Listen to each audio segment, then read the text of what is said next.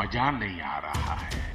हम करते हैं प्रबंध। ओरायन नाम का जो रोबोट है जो ऑलरेडी चीन में डेवलप हो चुका है, चीन से उन्होंने इंपोर्ट करके उसको अपना बना के दिखा दिया, अपना बना के पेश कर दिया, ये हमारा प्रोडक्ट है जी। देखिए हमने एआई का सदुपयोग करके ये हमने रोबोट बनाया। अब जब पूरे विश्व में उसकी थूथू हो गई है, शीशा लेदर हो गई है, तो उसको नोटिस जारी कर दिया, उसको स्टॉल खाली करने को बोल दिया गया गलगोटी। और उसकी तरफ दूसरी तरफ दावा क्या करा जा रहा है, आर्टिफिशियल इंटेलिजेंस में हम विश्वगुरु हो गए हैं। ऐसे विश्वगुरु होते हैं साहब, ये विश्वगुरु की हालत है कि आप जो है दूसरे का माल चुराया हुआ और अपना दिखा रहे हो। ये तो वही वाली बात होगी जैसे वो चीन अपने नक्शे में अरुणाचल को दिखा देता है, तिब्बत को दिखा देता है, तो हमने अगर कुत्ते को दिखा दिया तो क्या कर दिया, कोई गुनाह कर दिया, मतलब इन्होंने बराबरी कर ली ना। जैसे 2020 में गलवान घाटी में जब आक्रमण हुआ था तो हमारे तो 20 सैनिक मारे गए, बदले में मोदी जी ने अपने ऐप डिलीट करवा के चाइना ऐप डिलीट कर दो, हम उनसे बदला पूरा कर लेंगे। वो आलोचना समझने की चीजें होती हैं। और फेक न्यूज नैरेटिव में अब पता चल गया, इससे पहले भी 2024 में भी एक बार ये पूरी लिस्ट जारी हुई थी। फेक न्यूज नैरेटिव फैलाने में, फेक नैरेटिव फैलाने में भारत विश्वगुरु बन चुका है। वो आज दोबारा से साबित हो गया। दूसरे ने उन्हें आम आदमी से क्या परेशानी, मोदी जी को आम आदमी से क्या परेशानी, वो तो महामानव है ना। अभी तो उनके बारे में आपने एक और बात सुनी होगी, पीछे हमारे वो इनके बड़े बड़बोले जो सांसद जो इंटरव्यू दे रहे थे, तो निशिकांत दुबे कि मोदी जी तो सवालों से ऊपर हो गए हैं। जाहिर तो चलिए शुरू करते हैं।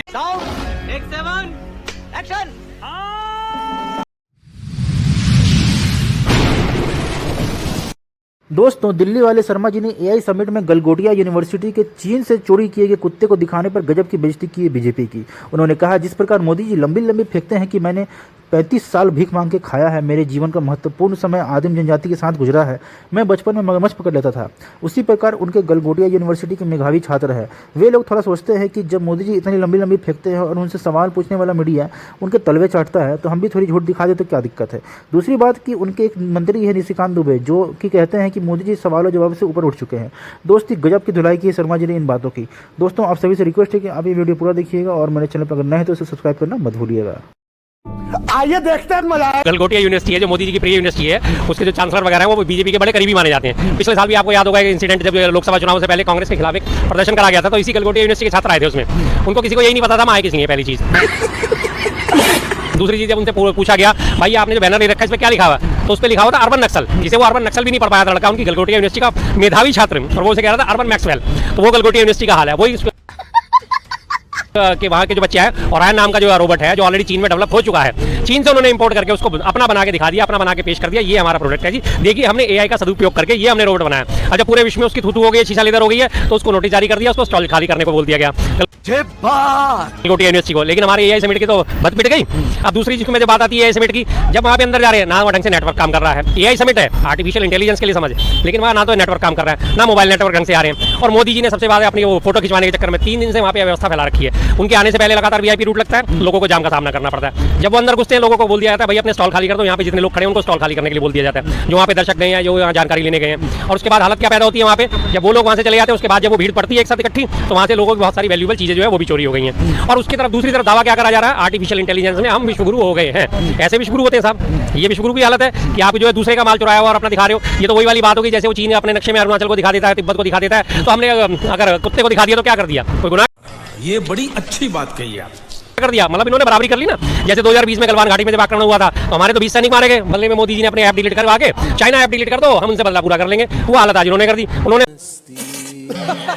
हमारे नक्शे में अरुणाचल दिखा दिया, लद्दाख दिखा दिया, और वो अलीपुर दिखा दिया, काला पानी दिखा दिया नेपाल ने। तो उसके बदले में उन्होंने अपने वहाँ के कुत्ते को बुला के और उसे अपना दिखा दिया। और कुत्तों के बारे में तो आपको सबको पता है, जो दाना डालता कुत्ता उसका आ जाता है। उसे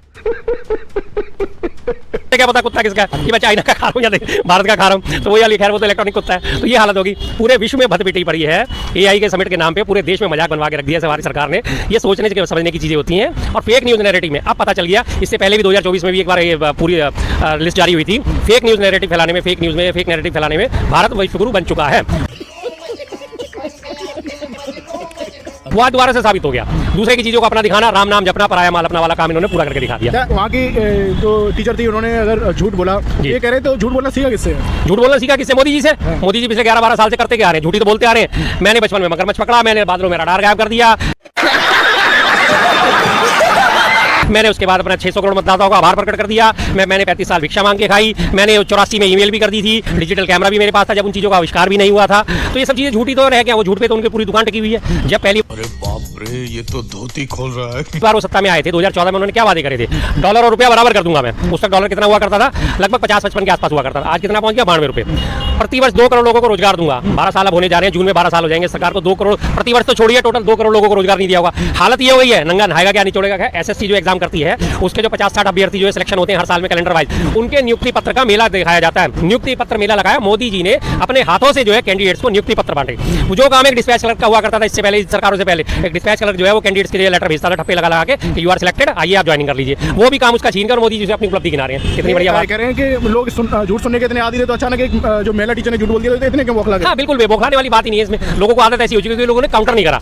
जब मोदी जी ने बोला मैं 2 करोड़ रोजगार प्रतिवर्ष दूंगा और उसके बाद वो उस पर फेल साबित हुई तो लोगों ने काउंटर नहीं करा, मीडिया ने उसे कभी काउंटर नहीं करा। जब उन्होंने बोला 2020 तक गंगा साफ हो जाएगी और 2020 तक गंगा साफ नहीं हो, 2026 आ गया, उन्होंने झूठ बोला, नहीं साहब, इस पे किसी मीडिया ने काउंटर नहीं करा। लोगों ने यही नहीं, अभी और सुनिए, सवाल उठाने बंद कर दिए। जब उन्होंने बोला कि किसानों की आय दुगनी हो जाएगी और किसान 1 साल तक धरने पे बैठे रहे, 1 साल तक धरने पे बैठने के बाद 750 किसान वहाँ पे मौत का शिकार हुए और उसके बावजूद उनका झूठ जो है किसी मीडिया चैनल ने, किसी ने काउंटर नहीं करा, किसी पत्रकार ने काउंटर नहीं करा, तो जाहिर सी बात है जब झूठ की नदी ऊपर से नीचे तक बह रही है तो कोई उस पर हर कोई डुबकी ही लगा रहा है। तो उन्होंने मोदी जी से सीख लेते, उनकी आस्था सिंह है, क्या नाम था उनका, नेहा सिंह। आस्था सिंह तो एक और कोई आजकल फेमस हो रही है, उन्होंने नेहा सिंह ने झूठ बोल दिया तो क्या गलत कर दिया भाई। हम अपने घर में एक चीज़ देखी जाए, अगर अभिभावक झूठ बोलते हैं तो बच्चा तो झूठ बोलेगा ही ना।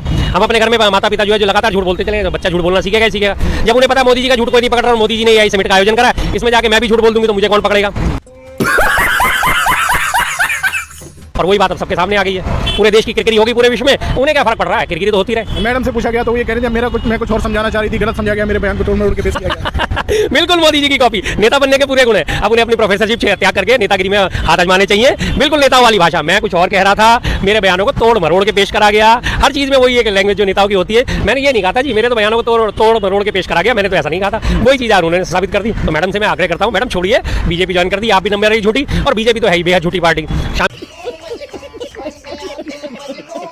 शामिल हो जाइए, आपका भविष्य बहुत उज्जवल है। एक रोबोट के अलावा एक ड्रोन भी था, आपने देखा? ड्रोन को भी बताया कि हमारे यहाँ एक्सीलेंस जो है वहाँ पे डेवलप किया गया है। बिल्कुल बिल्कुल, ड्रोन के बारे में जो बताया गया, ड्रोन भी विदेशी है। स्वदेशी के नाम पे उन्होंने जो थर्माकोल का एक जो फाइटर जेट का जो है मॉडल बना के वहाँ रख दिया था। ये हमारा मॉडल है, उसमें रबर बैंड लगा के उसके पंख बना दिए और नीचे उसमें एक बैटरी लगा के 2 तार निकाल दिए, ये हमने बनाया। जो ना उड़ सकता, ना चल सकता, ना उसमें कोई कार्रवाई हो। सिर्फ एक जैसे छोटे बच्चे, जब हम जन्माष्टमी आती है ना, जन्माष्टमी में छोटी छोटी वो झांकियाँ बनाते हैं, सड़कें बनाते हैं, उनमें जो चौक खड़ी करके खंबे बना देते हैं, सफेद लाइनें खींच देते हैं, ये सड़क है, ये पुल है, ये नाव चल रही है, वो वाला हाल उन्होंने कर लिया। उन्होंने एआई समिट को जो है जन्माष्टमी का मेला समझ लिया कि छोटी छोटी नकली चीजें लाके रख दो और लोग इसमें खुश हो जाएंगे, बच्चे इसमें खुश हो जाएंगे। और ये भी बात निकल के आई कि वो जो टीचर थी जो बताने वाली थी वो एआई फील्ड की नहीं थी, वो दूसरे फील्ड की, मास कम्युनिकेशन फील्ड की। देखिए तो मास कम्युनिकेशन फील्ड का उन्होंने पूरा फायदा उठाया ना।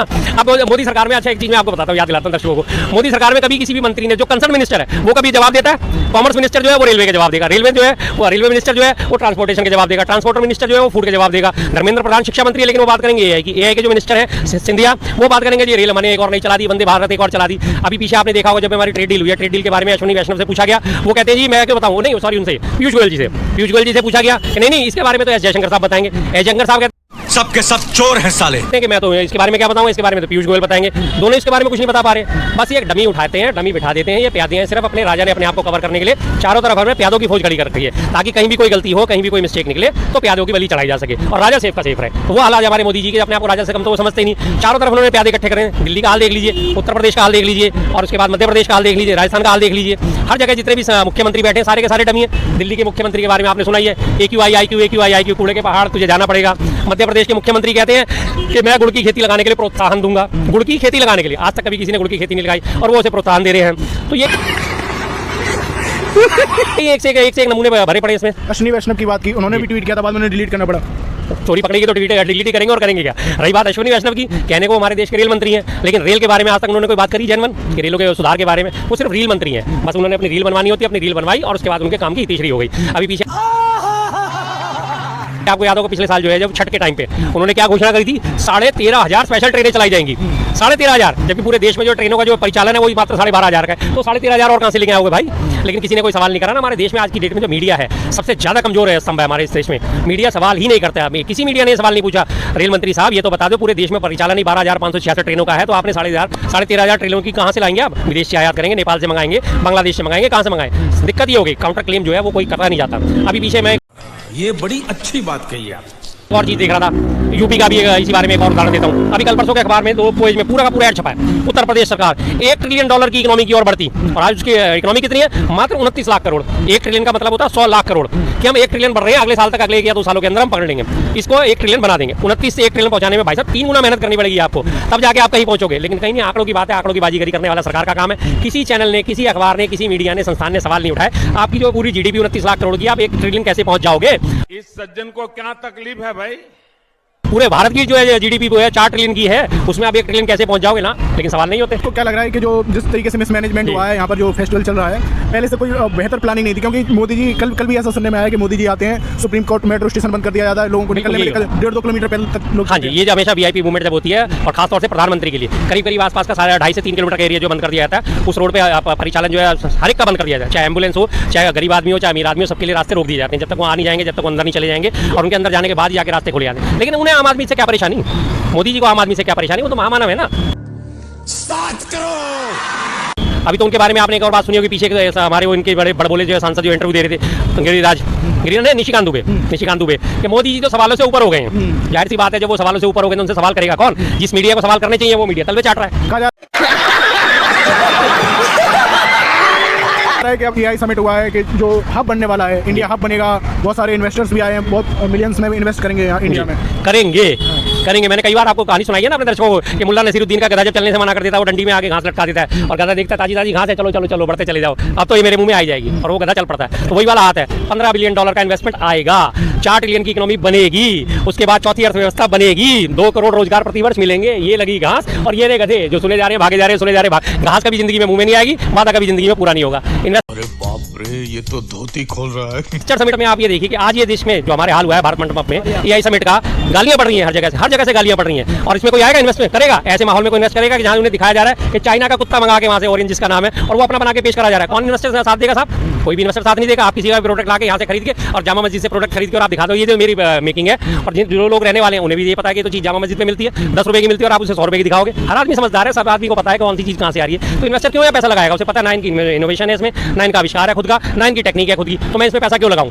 घोषणा करके चले जाते, घोषणा करने में कुछ नहीं। घोषणा करने को मैं भी कह देता हूं मैं $100 करोड़ का इन्वेस्टमेंट करूंगा, क्या कि मैं भी चल दूंगा, उसके बाद मुझे कौन पूछ रहा है? आपको क्या लग रहा है, क्या कमी रह गई जो भारत में इतनी इनोवेशन नहीं हो रही? क्या युवाओं को उस तरफ नहीं बढ़ाया जा रहा है? बिल्कुल नहीं, युवाओं को कहां बढ़ाया? युवाओं को रोजगार नहीं दिया जा रहा, युवाओं को पढ़ाई लिखाई, युवाओं को पढ़ाने के लिए बात क्या करी जा रही है? हम पूरे देश में गुरुकुल खोलेंगे, हम गुरुकुल शिक्षा पद्धति लागू करेंगे। पूरा देश है, पूरी दुनिया जा रही है चांद की तरफ, आसमान की तरफ जा रही है, वो जा रही है जमीन की तरफ। गुरुकुल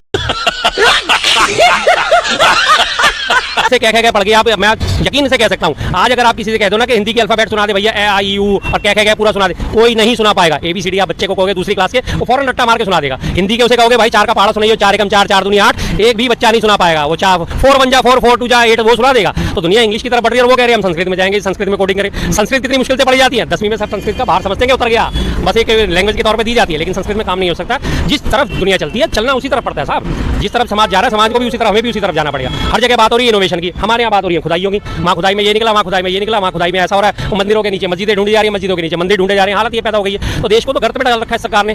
पढ़ाई लिखाई की बात अगर हम करें तो पिछले 11 साल में पूरे देश में करीब 80 से 90 हज़ार के बीच में स्कूल पूरे देश में बंद करे गए हैं। अकेले यूपी में 5000 स्कूल बंद करे गए हैं, और 5000 स्कूल बंद करने के बाद 8000 ठेके खोले गए हैं। तो पढ़ाई लिखाई की तो चैनल को सब्सक्राइब करो पहले, हाँ जल्दी करो, मुझे